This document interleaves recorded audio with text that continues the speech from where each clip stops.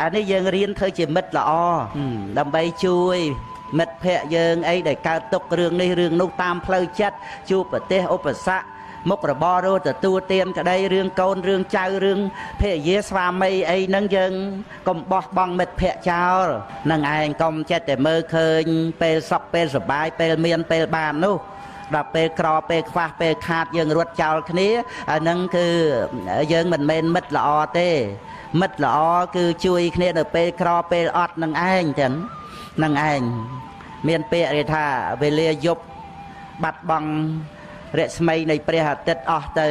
ក៏ប៉ុន្តែនៅសល់ពន្លឺប្រច័ណ្ឌមួយដួងអញ្ចឹងអាហ្នឹងគឺជាការនិយាយថានៅពេលដែលមានរឿងរ៉ាវអីក្នុងជីវិតអស់លៀបអស់យោះអស់បន់អស់ស័កណាវាអាចបាត់មនុស្សអស់ណាដែលធ្លាប់អ៊ូអអីហៅរោគអីពេលមានឋានៈបន់ស័ក